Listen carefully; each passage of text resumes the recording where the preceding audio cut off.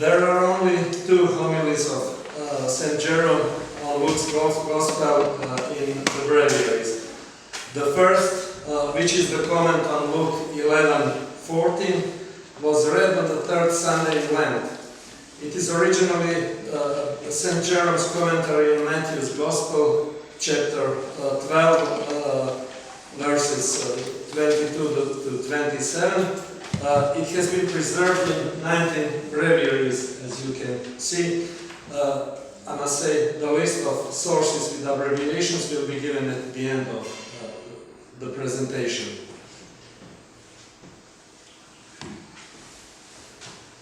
The second homily is the commentary on Luke 16:1. It was read on the 8th Sunday after Pentecost. The text is part of the 6th chapter of St. Jerome's letter, number 121a, addressed to Algasia. It has been preserved in 22 breviaries, however in 6 of them it is wrongly ascribed to St. Gregory the Great. So instead of Homilia Hieronima Prosvytera, we have Homilia Gregora Pati. Codices differ in length of the text and in their division into lessons. 9 breviaries have shorter text of the first homily, and 11 breviaries have shortened the text of the second homily. As you can see, in both cases, the shortest text is in the breviary of St. Peter's chapter in Rome, D 215. After that, in Vatican Breviary, Vat Slav 19, and then in Vatican Breviary Borgiano e Lirico 10, etc. All the other breviaries have the same quantity of text. It was easy to see that the translation is the same in all codices. Textual differences between them are neither numerous nor significant. They are often restricted to a single source. We have taken as basic the text from the oldest Croatian Glagolitic breviary, so-called First Verbnik breviary, which was copied at the beginning of the 14th century, or even at the end of the 13th century, and compare texts in other breviaries. All differences that we have noted will be given in the critical apparatus, of course, once the paper is published. Thematological relations between the preserved texts are, as usual, very complicated, since the redactions are mutually interwoven. Researchers traditionally divide Croatian Glagolitic liturgical texts, missals and breviaries, into two groups. The codices of the northern, so-called Krk Istria group are more conservative. They have preserved the older redaction from the 13th century, while the codices of the southern Zadar Krbava group have the text of the younger redactions, which was carried out in the 14th century. In the second group, we usually distinguish the subgroup, which we call transitional, and which consists mostly of text from Vinodol and Gatska regions. They usually have the younger variant of the text, but in some places they have preserved the older variant.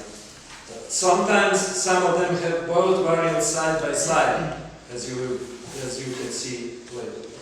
This also holds for our text, which can also be divided in 3 groups. We will illustrate this with 3 chosen examples, and as you will be able to see, in all cases, codices from Krk have the same, which means older reading. In the first example, most codices of the transitional group, such as the first and second Novi Breviary and Vatican Breviary Borgiano e Lirico 10, have a younger variant, the same as the most typical southern codices, Vatican Breviary Illirico 5 and Moscow Breviary.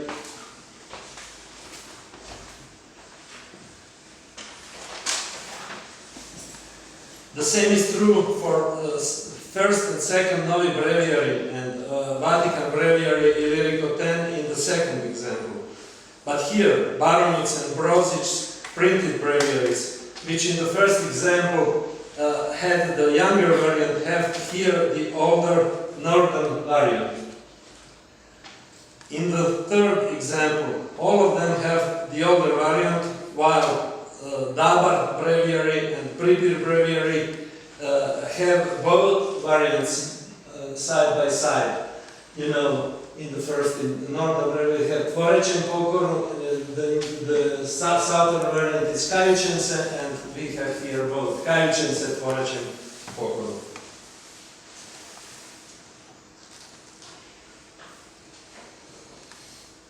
The oldest preserved texts, those from the first Runic Breviary, contain some errors which can best be explained if we assume that they have been copied from an older glagolitic protograph, in which the scribe has misinterpreted glagolitic letter S and E, and in the first case, and J and the L in the second case.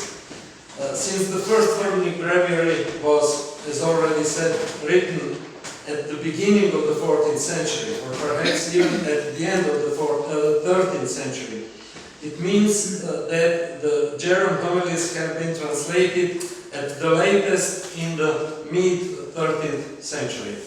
This is confirmed by the occurrence of two datives absolute in the first homily, which do not correspond to Latin ablative absolute.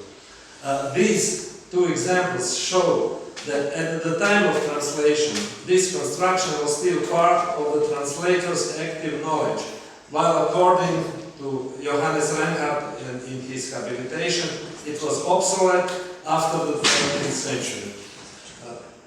You will hear more about these examples as well as about the relations of Church Slavonic text with its Latin original from Anna. So we have analyzed the relation between these homilies and the Latin protograph, and we have analyzed the translational techniques in these two texts. Since, due to the time limit as well as the fact that it's quite difficult to present all the results of this kind of analysis, I will only show some general results and some most interesting examples. Both texts have been translated quite literally from Latin. Mostly, it's mostly word for word translation. Here you can see the beginning of the first homily, so the Latin text, and the translation. You can see here that it was translated almost word for word, so all the words have been translated except for the word essence, and they have been translated in the exact place of where the words were in Latin as well.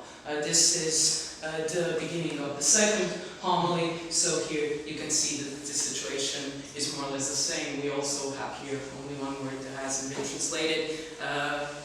It doesn't mean that in every sentence you have just one word that hasn't been translated, but in general the translation is quite faithful, and mostly the translators just translate text as it goes.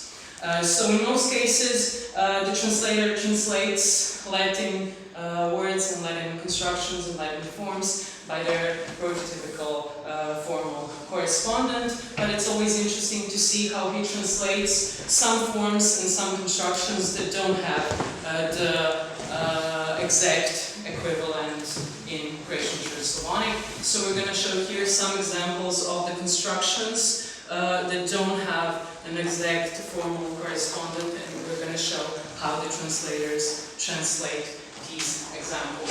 So the first interesting construction is the construction, the absolute constructions. So the ablative absolute in Latin.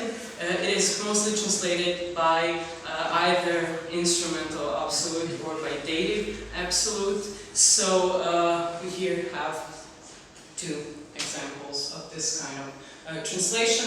In some examples, in some sentences, we have the examples where the ablative absolute was translated as a finite clause, or by the nominative or of participle. This is an interesting example where in Croatian Slavonic text we have a dative absolute, but in Latin we have noun and participle in genitive. We thought that maybe the reason why the translator chooses dative absolute was because in the original text of Luke's Gospel we would find either ablative absolute in Latin or genitive absolute in Greek. But here you can see the original text from the Gospels. So in the Gospels, there the example is in it's an example of finite clause. So this is an example Milan was talking about where you have a dative absolute that isn't used as a translation of a Latin ablative absolute. So this shows that in this time the dative absolute construction was still alive. It's also interesting to see how the construction accusative with infinitive was translated. In most cases, the translator just translates the elements of the construction, but mostly omitting the form of the verb to be Latin esse. The last example here is interesting because in the older breviaries we have the form imice, which is a participle of the verb to have, but in newer breviaries we have the form suce, which is a participle of the verb to be. So the newer, the younger breviaries are closer to the original. I'm going to say something about the adjustments according to the Latin protograph in the younger breviaries a bit later. Word order mostly, as you have seen in the previous slides, mostly just follows the word order of the Latin protograph. These are homily where this doesn't happen, so these are all the examples from the first homily, so you can see that in all the other cases the translator just translates the way the text goes in Latin.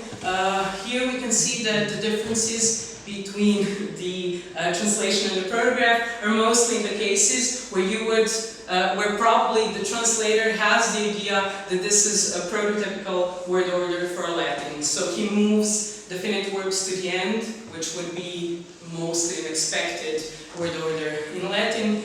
He puts the attributes after the words and so on. These are the examples from the second homily, so here you can see that the homily follows the Latin protograph even more closely. So, as you could see in the example of accusative with infinitive, in newer breviaries, the scribes adjust to the Latin protograph. So the younger breviaries are closer to the Latin protograph. The scribes try to follow the Latin protograph more closely. So in the cases where the oldest breviaries differ from the protograph, we can often see that in younger breviaries the scribes move the word in the exact place where it was in Latin. So these are all the cases. You can see that, for example, in the first case, you have asignatis at the end of the sentence, skazujetse is moved before vyznamenje, but in one of the newer breviaries, it's moved again at the end of the sentence. This is also the example where this happens. It doesn't always happen with the word order, but it can happen as well with choosing of the words or translating certain conjunctions or constructions. For example, here the newer breviaries, the younger breviaries follow the Latin protograph more than, for example, maybe the older ones. In younger breviaries, it's also visible that the tendency to adjust to something that would could be called Latin norms.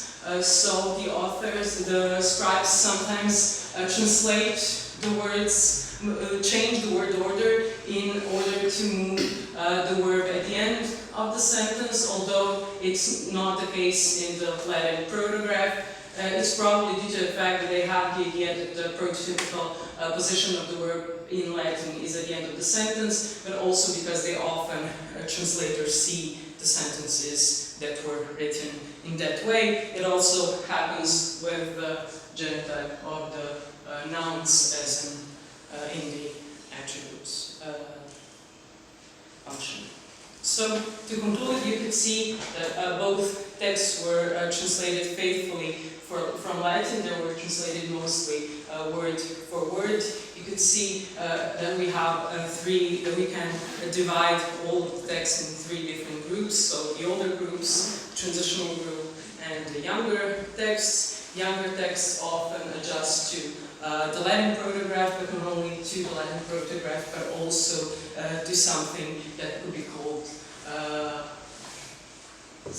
that the scribes would think of as Latin norms. The cases of dative absolute show us that the text was translated, as we said earlier, at latest in the mid-13th century.